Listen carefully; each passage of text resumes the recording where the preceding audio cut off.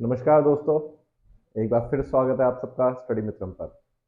Indian polity की श्रृंखला में जो हम कॉन्स्टिट्यूशन पिछली क्लासेस में जो हम पढ़ रहे थे, उसी श्रृंखला में आगे बढ़ते हुए अब हम शुरू करेंगे प्रियम्बल प्रियम्बल और उसके रेलिवेंट केसेस। जो भी केसेस प्रियम्बल को लेके हुए सुप्रीम कोर्ट ने, जिन्होंने एक लैंडमार्क जजमेंट दी और जिसके आधार पर काफ़ी चीज़ों को माना गया और काफ़ी चीज़ों को रिजेक्ट किया गया, वो हम पढ़ेंगे। प्रियम्बल, जैसा कि दोस्तों मैंने आपको पहले भी एक चीज बताई थी कि कॉन्स्टिट्यूशन के 3 पार्ट्स हैं। पहला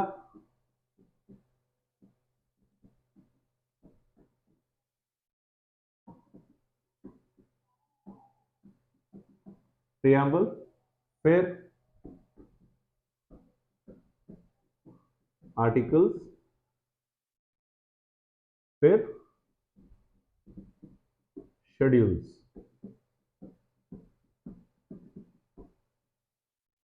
तो आज हम बात करेंगे प्रियम्बल की।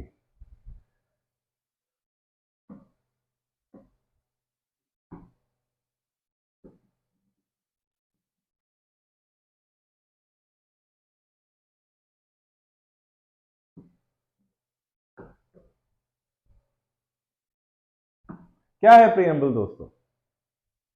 प्रियम्बल वो फिलॉसफी है जिस पे हमारा संविधान बेस्ड है, जिस पे हमारा संविधान टिका हुआ है। वो एक ऐसी फिलॉसफी जिसमें से जो हमारा संविधान है अपनी सारी शक्तियां, जो भी पावर्स हैं संविधान की, वो सारी शक्तियां, वो सारी पावर्स जो हैं वो प्रियम्बल से लेता है। अब प्रियम्बल क्या है? It indicates the source from which the constitution derives it's authority.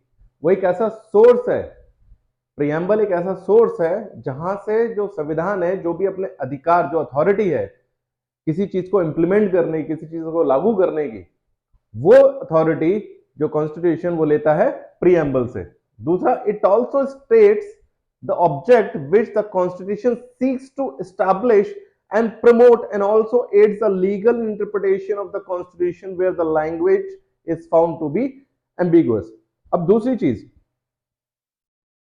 संविधान, जो संविधान है हमारा आर्टिकल 1 से लेकर आर्टिकल 395 तक, वो क्या करेगा? क्या वो कौन सी चीजें हैं जिनके आधार पर वो आर्टिकल्स बनेंगे?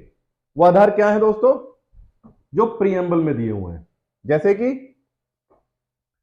Sovereign, socialist, secular, democratic, republic, फिर सिटीजन को justice, social, economic and political, उनकी liberty of thought, expression, belief, faith, worship, equality of state. ये सारी चीजें जो है, इन्हीं के ऊपर पूरा संविधान बनाया गया है कि India is a democratic state, India is a secular state, India is a sovereign state, India is a socialist state. India के जो सिटीजन्स हैं उनके साथ जस्टिस होगा, किस तरह का? Socio political and economical. फिर उनके लिबर्टी ऑफ थॉट्स होंगे जैसे फंडामेंटल राइट्स में दिए हुए हैं, जो डायरेक्टिव प्रिंसिपल्स में सारी चीजें दी गई हैं कि सोशल होगा, सेक्युलर होगा, सॉवरेन होगा, डेमोक्रेटिक होगा। ये सारी चीजें, इन्हीं के ऊपर हमारा पूरा संविधान टिका हुआ है। तो मतलब हम ये कह सकते हैं कि प्रियम्बल जो है वो हमारे कॉन्स्टिट्यूशन का सिद्धांत है, हमारे कॉन्स्टिट्यूशन की फिलॉसफी है।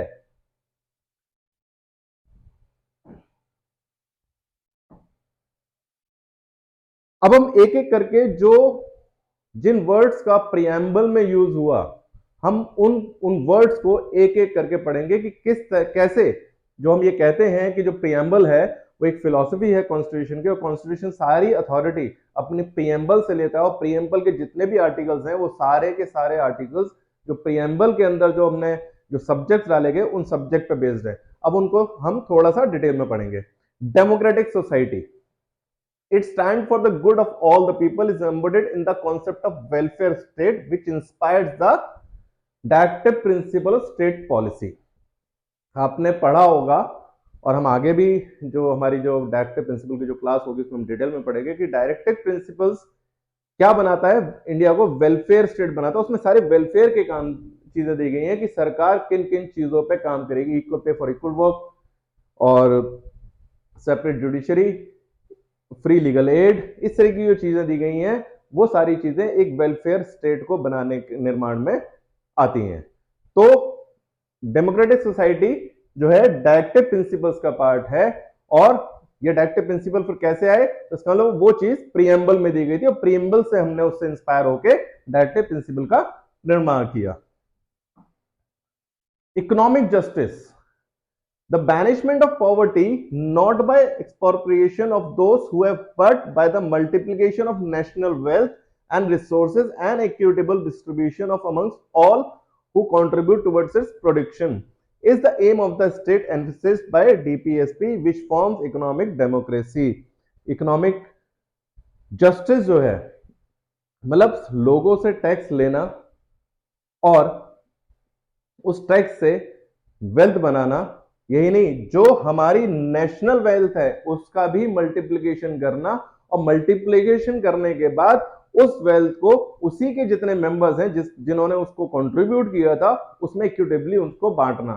ये भी एक इकोनॉमिक वेलफेयर जो है वो भी डायरेक्टिव प्रिंसिपल्स में दिया हुआ है। इसका मतलब क्या है कि इकोनॉमिक जस्टिस भी जो डायरेक्टिव प्रिंसिपल में जो इकोनॉमिक वेलफेयर की बात की गई है उसका सोर्स ऑफ इंस्पिरेशन भी प्रीएम्बल है। फिर सोशल जस्टिस। सोशल जस्टिस तो आपको पता ही है दोस्तों कि जो हमारा राइट टू इक्वालिटी है, राइट टू इक्वालिटी हमारा सोशल जस्टिस का काम करता है। आर्टिकल 14 से लेके आर्टिकल 18 तक। Article 14 right to equality, article 15 right against discrimination, फिर right article 16 right against discrimination in public employment, फिर आपका article 17 untouchability, abolition of untouchability and abolition of taxes, article 18। तो ये सारी चीजें भी सोशल जस्टिस में आती हैं कि हर आदमी को इक्वल समझा जाए, चाहे वो अमीर है, चाहे वो गरीब है, चाहे वो हिंदू है, चाहे मुसलमान है, चाहे सिख है, चाहे ईसाई है, चाहे वो किसी भी जात का है, सबकी इक्वालिटी होगी तो एक सोशल जस्टिस आएगा और हर किसी को लॉ की नजर में एक ही नजर से देखा जाएगा। उसके स्टेटस या उसके धर्म, उसकी क्रीड, उसकी जात, किसी उसके कोई डिस्क्रिमिनेशन नहीं होगा। तो इसका मतलब क्या है कि जो हमारे फंडामेंटल राइट्स हैं उसका भी सोर्स ऑफ इंस्पिरेशन जो है वो प्रीएम्बल है। फिर लिबर्टी, किस चीज की? Liberty of thought, liberty of expression. ये भी जो हमारे फंडामेंटल राइट है, right to freedom, article 19, article 19 जो है वो राइट टू फ्रीडम है। इसका मतलब क्या है? ये जो liberty of thought, liberty of expression, ये जो है ये भी, और right to liberty, right to liberty जीने का अधिकार, राइट टू लाइफ, ये सारी चीजें फंडामेंटल राइट में दी गई हैं। इसका मतलब ये जो राइट्स है fundamental right, freedom, right to freedom and right to liberty and right to life, ये सारे भी, इनका भी सोर्स ऑफ इंस्पिरेशन जो है वो प्रीएम्बल में दिया हुआ है। इक्वालिटी मैंने आपको समझाया अभी। फ्रेटर्निटी, क्या होता है fraternity? Democracy would indeed be hollow if it fails to generate this spirit of brotherhood amongst all sections of the people, and it becomes all more essential in a country like India composed of so many races, religious, culture and languages। दोस्तों fraternity मतलब जो लोग हैं, जो किसी एक देश के या प्रदेश के जो सिटीजन हैं, नागरिक हैं, उनके बीच में एक ब्रदरहुड होना। और वो ब्रदरहुड कैसे आएगा? जब आप हर आदमी को एक फ्रीडम दोगे अपने फेथ, वर्शिप को फॉलो करने की, उसको प्रोपेगेट करने की, और हर किसी को अगर ये फ्रीडम मिलेगी तो एक ब्रदरहुड आएगा। और इंडिया जैसी जगह में ये ब्रदरहुड होना बहुत जरूरी है, क्योंकि हमारे देश में भिन्न भिन्न की भाषाएं हैं, कल्चर हैं, रिलीजन है। हर 10 किलोमीटर पे यहाँ पे लैंग्वेज चेंज होती है, बहुत से कल्चर्स हैं यहाँ पर। तो यहाँ पे फ्रेटर्निटी का होना बहुत जरूरी है। तो ये फ्रेटर्निटी भी हमारा जो फंडामेंटल राइट्स हैं वो हमें देता है, और वो फंड, इसका मतलब क्या है कि इसका सोर्स ऑफ इंस्पिरेशन भी प्रीएम्बल है। ये तो